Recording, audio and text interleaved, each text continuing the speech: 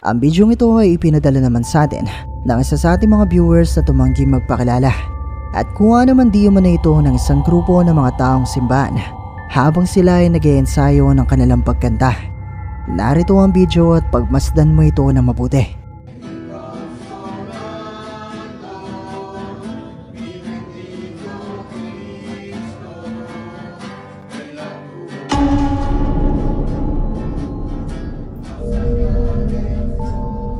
Mula sa bidyong ito makikita na habang abalang kumakanta ang grupo, nang iharap ng taong kumukuha ng video ang kanilang kamera sa pasilyo, nakuhanan niya mula rito ang mabilis na pagdaan ng isang itim na figura o anino.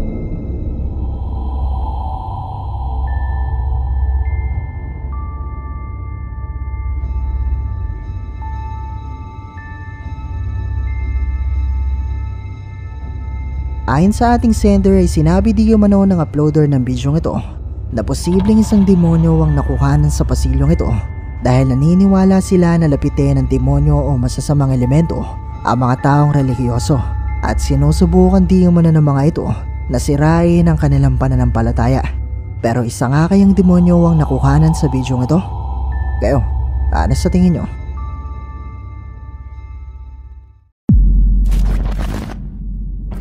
Ang bidyong ito ay ipinadala naman sa atin ng isa sa ating mga viewers na si Erica Gonzalez. Ayon sa kanya ay kuha ito ng isang babaeng YouTuber na hindi na niya maalala ang pangalan. Pero sa bidyong ito habang ang babaeng ito ay nasa kanyang bakasyon sa isang beach resort sa US ay merong nakuhana ng kanyang camera na talaga namang nakapangingilabot. Beautiful Myrtle Beach.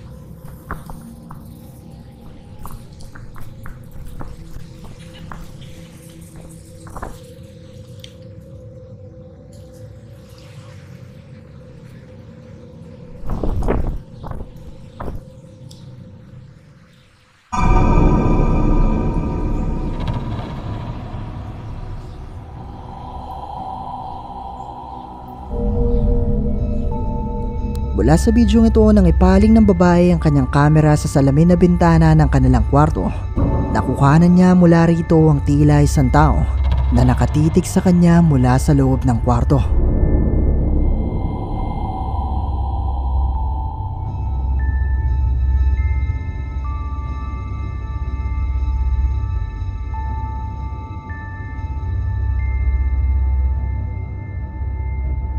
Ayon sa ating sender ay hindi di umano alam ng may-ari ng bidyong ito kung ano sino ang kanyang nakuhanan.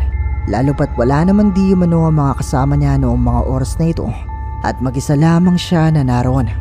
Pero posible nga kaya na isa itong multo? I-comment nyo lang sa ibaba ang inyong opinyon.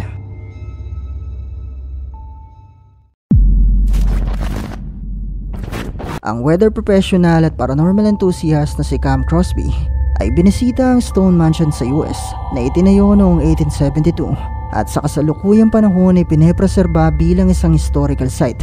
At marahil dahil na rin di umano sa katandaan ng mansyong ito ay maraming naniniwala na ito ay haunted at sinubukan nga mag-imbestiga ni Cam para alamin kung totoo nga bang ito ay haunted. Before the investigation could even begin, one of the REM pods Cam set up triggered.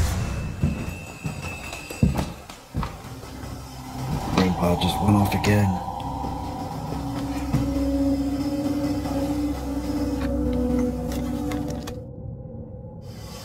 I mean, absolutely no disrespect to anybody that's in this house. If you're a benign spirit, or if you're the original owners, builders of this home,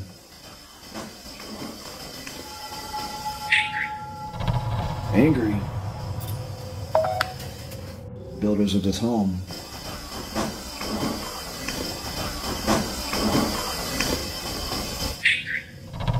what are you angry about? Are you in this house right now? What's the house look like to you? Do you see what I see? Are you down here with me? This main floor? You won't understand. Why?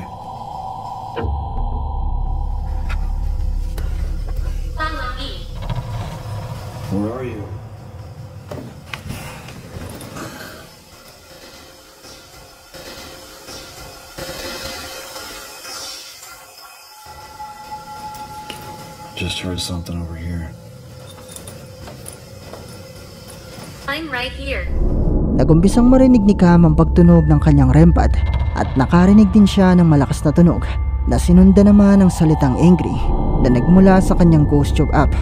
At bago matapos ang kanyang investigasyon, habang siya ay pababa na ng hagdanan,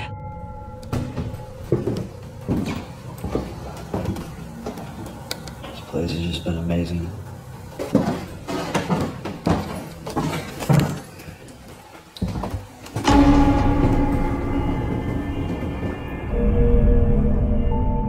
habang si Cam ay bababa ng hagdanan, nahagip ng kanyang kamera mula sa bahaging ito ang isang kakaibang itim na imahe.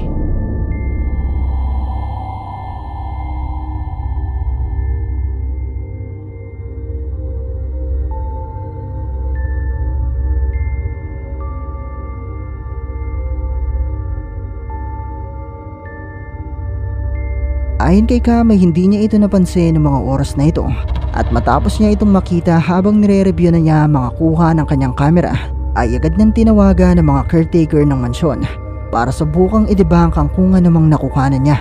Pero wala naman silang nakuhanan na katulad ng isang ito. Pero isa nga kaya itong multo? Kayo, ano sa tingin nyo? Wait. Napansin ko na 80% sa mga viewers ay hindi pa nakasubscribe dito sa ating channel. Kaya naman kung ikaw ay isa sa 80% na ito, iniimbitahan kita na i-hit ang subscribe button at ang notification bell dahil marami pong mga nakakatakot na videos ang paparating. Ang mga litratong inyong makikita ay kumakalat ngayon sa internet na ipinadala naman sa atin ng isa sa ating mga viewers na tumanggi magpakilala. At ang unang litratong makikita nyo ay mula naman di umano sa isang Facebook user na kung saan habang kinukuhanan di umano nito ang mga bata na merong tinitignan sa kanilang bakod ay tila meron di umanong sumama sa mga ito.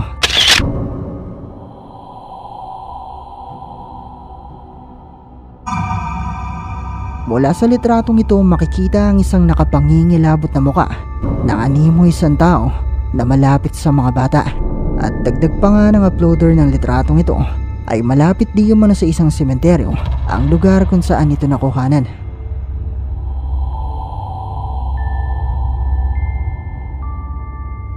Ang susunod na litrato naman ay mula naman di umano sa isang Facebook user na nagbahagi ng lumang litrato ng kanilang pamilya na kung saan ay makikita di umano ang isang bata na magpasa hanggang ngayon ay hindi nila kilala at hindi nila maipaliwanag.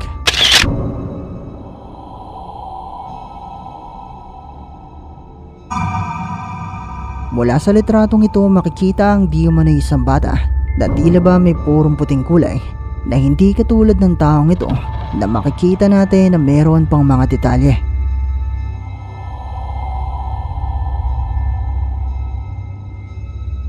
Ang huling litrato naman ay ibinahagi ng TikTok user na si Lloydie Reyes na bumisita sa isang museo dito sa atin sa Pilipinas. Nandito po kayo sa ano natin? Sa picture Tatay ko ito. Tatay. Taken 1947. Oo. Meron silang kasamang isang multo. So, veterano yung tatay mo. Meron kasama silang multo. Hanapin mo. Ha? May kasamang multo. Ayun! Multo yan. Ayun Hindi, oh. hindi yan. Ay, hindi yun. May kasama silang multo. Ayun, ito oh. Nasa likod nito. Yan. Nakapaa. May makita bata. mo ang tuhod. Oo nga. Naka-short pants. Walang katawan. Walang Oo ulo. nga. I-enlarge mo. Talagang walang tsinelas. Walang sapatos. Oo nga no, may sumama. Parang ano, parang hanggang half lang yung katawan. Half lang ang katawan. Oo. Walang katawan. Walang katawan. ulo. Oo. Pero babae siya kasi naka-skirt eh.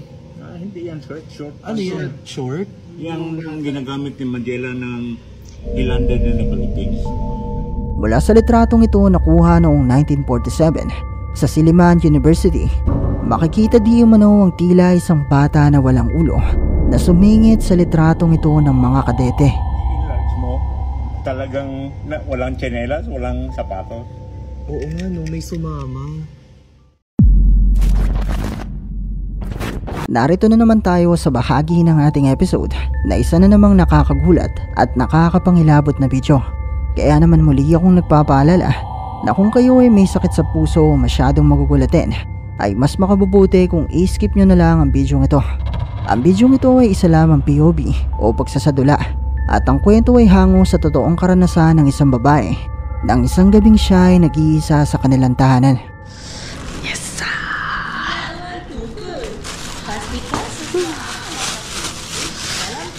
Wait. Daga.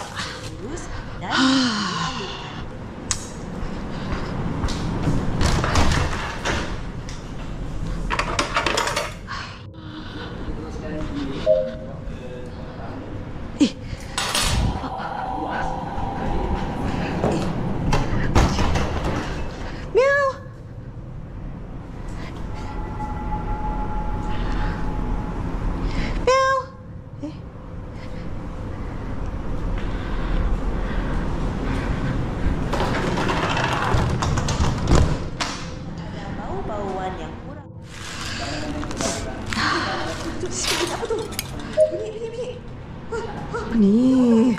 Di motion detected. Apa sah? What's this glitch? What is your problem?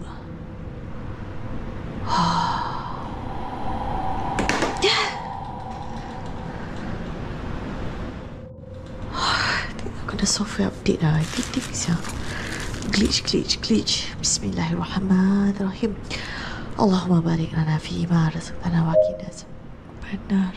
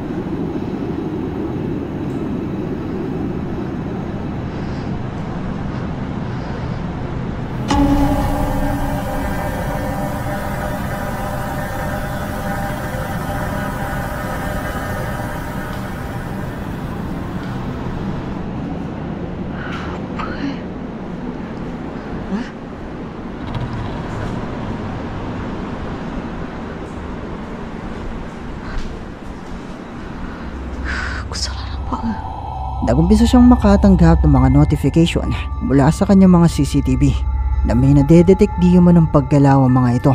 Pero noong una ay wala naman siyang nakikitang kahit ano. Hanggang sa muli niyang ichinek ang kanilang CCTV at nakita niyang may taong nakatayo sa kanilang kusina.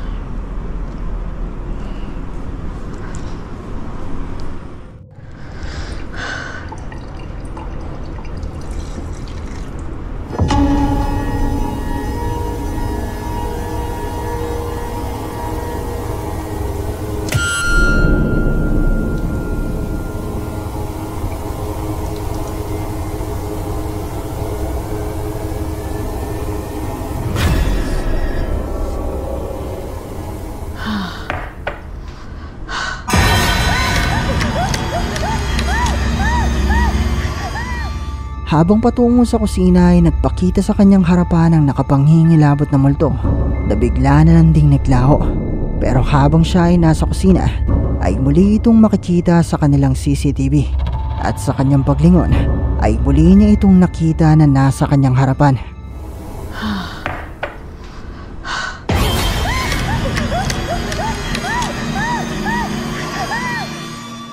At dito na nagtatapos ang ating video. Kung nagustuhan mo ang video ito, sana ay mag-iwan ka ng like at ng iyong komento.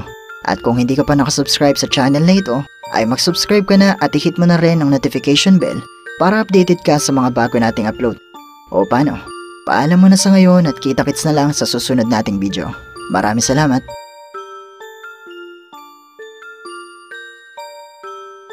Hi! Kung meron kang mga videos na pwede nating i-content sa ating munting channel, i-email mo lang ito sa sircripstv@gmail.com o kaya naman na i-PM mo lang ako sa ating Facebook page. Maraming salamat!